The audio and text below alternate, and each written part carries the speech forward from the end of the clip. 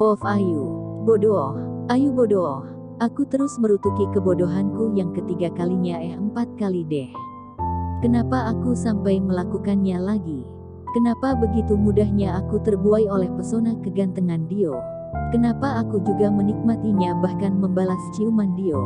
Kalau aku tidak membalas ciumannya pasti Dio tidak akan melanjutkan ke tahap selanjutnya deh. Bodoh. Bodoh. Bodoh. Terlalu menyalahkan diri sendiri tanpa sadar aku mengacak-acak rambutku sendiri sampai berantakan. Mas Bagus dan Mas Adi yang melihatku pun tertawa bahkan menggodaku. Kenapa sih you kesel sampai rambut diacak-acak begitu? Tanya Mas Bagus. Semalam gak dikasih jatah ya sama Mamas Dewa. Mas Adi pun ikutan. Apa jatahnya kurang you? Mas Bagus menambahkan lagi. Sampai uring-uringan begitu gara-gara kekurangan jatah. Ha. Mas Bagus yang melempar bola pertanyaan berikutnya Mas Adi yang menendang ke gawang dan gol. Mereka sukses menggodaku dan tertawa sepuasnya. Kuambil kaca di laci meja dan melihat wajahku, ternyata benar rambutku berantakan. Aku mengambil sisir dan merapikan lagi rambut lurusku yang sudah lurus alami tanpa harus direbonding. Udah sana makan siang. Siapa tahu setelah diisi makanan uring-uringan kamu hilang, you, saran Mbak Dewi seniorku yang selalu membela dan menjagaku dari siluman lelaki hidung belang di ruanganku ini.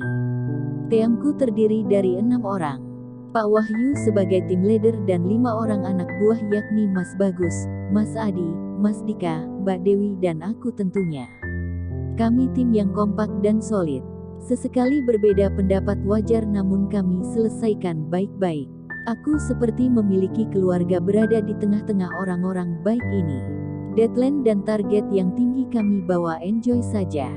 Buktinya kami tetap mencapai target yang diharapkan perusahaan sesuai deadline-nya. Tak perlu terlalu moyo, yang penting kerja happy dan sesuai koridornya. Aku teringat perkataan Mas Adi yang mengira kalau aku masih berpacaran dengan Dewa. Aku masih merahasiakan pernikahanku dengan Dio. Bagaimanapun di dalam kontrak tertulis kalau tidak boleh menikah dan hamil selama 1 tahun percobaan sebelum aku diangkat menjadi karyawan tetap. Aku tidak khawatir hubungan suami istri yang aku dan Dio lakukan akan mengakibatkan diriku hamil. Aku tenang saja karena rutin mengkonsumsi pil kebon walau selama 3 bulan ini kami tidak pernah berhubungan suami istri, namun aku selalu siaga dengan meminumnya rutin. Benar saja, tidak ada yang tahu kalau Dio tiba-tiba menerkam aku lagi seperti weekend kemarin. Bagaimanapun Dio adalah laki-laki wajar jika menyalurkan hawa nafsunya. Dan bodohnya aku adalah aku terlalu terpesona melihat mata Dio yang berwarna coklat muda itu. Tersirat keteduhan dan rasa aman. Mungkinkah Dio memakai susuk di matanya? Cara pakainya gimana ya? Hei, malah bengong, ucapan Mbak Dewi menyadarkanku dari lamunan panjang. Iya kenapa Mbak? Tadi Mbak suruh kamu istirahat aja daripada awut-awutan gitu mukanya. Sana cari pemandangan dan udara segar. Lamaan juga gak apa-apa asal jangan lupa balik lagi ke sini aja. Toh kerjaan belum datang. Lagi sepi nih. Sana kamu jalan-jalan. Pilih deh mau ditemani cowok yang mana nih? Gak usah ditemani deh Mbak, sendiri aja. Aku istirahat dulu ya Mbak, pamitku. Aku mengambil dompet dan HP lalu berjalan keluar kantor. Mungkin jalan-jalan di dalam mall lumayan juga buat mengusir kegalauan hati. Tidak jauh dari kantorku ada sebuah mall yang terbilang elit. Dulu sih aku sering belanja baju dan tas branded di sana, namun semenjak menikah dengan Dio sudah sama sekali tidak pernah kulakukan lagi. Bukan karena tidak ada uang, justru uang gajiku 3 bulan ini utuh tidak tersentuh. Tapi aku sekarang mulai lebih menghargai uang. Melihat perjuangan Dio yang berusaha menghidupiku dengan layak walau gajinya tidak seberapa membuatku merasa malu jika harus berfoya-foya. Walau dulu aku punya rencana menikah dengan Dewa namun masalah uang resepsi papa yang menanggungnya karena itu aku masih boros. Sekarang kehidupanku sudah berbeda. Aku harus menabung karena tidak ada yang tahu apa yang terjadi pada hidupku kelak. Aku berkeliling mall mencari cemilan saja untuk kubawa pulang nanti. Kalau cemilan kan Dio sangat suka. Entahlah bagaimana badannya tidak menggendut walau banyak nemil, beda denganku yang kentut saja menjadi lemak hufat. Tubuh Dio memang tidak seatletis Dewa. Tak ada six-pack di tubuhnya seperti Dewa.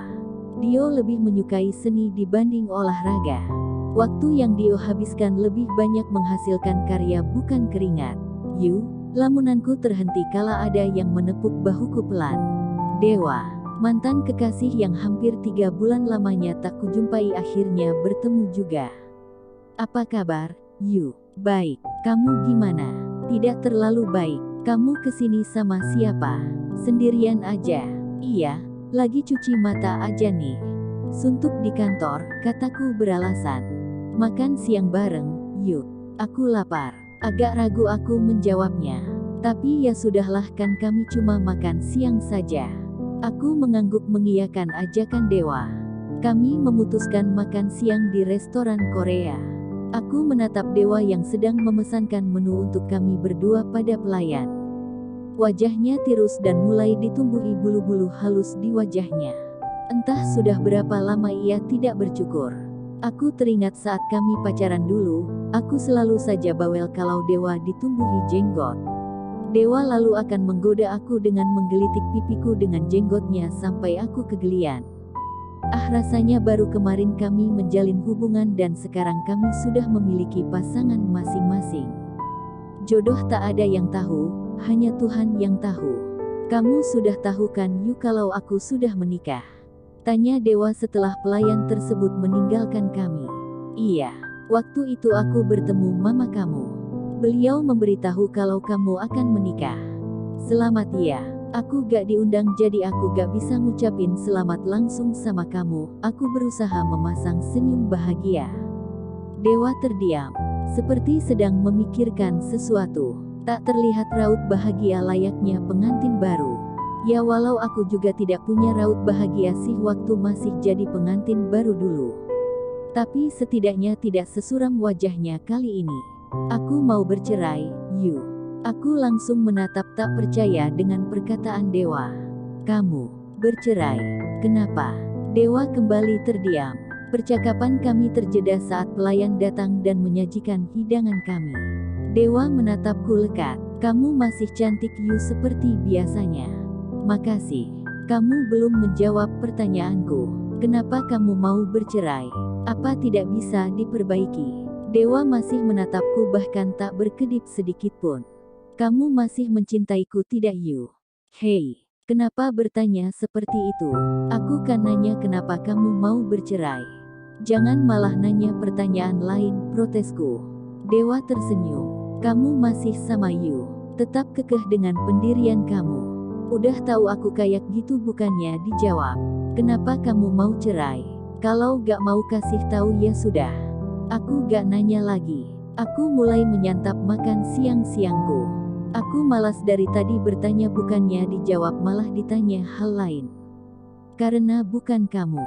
Aku menaruh sendok dan mengernyitkan alis mendengar perkataan Dewa. Maksudnya, karena wanita yang kunikahi bukan kamu, Yu.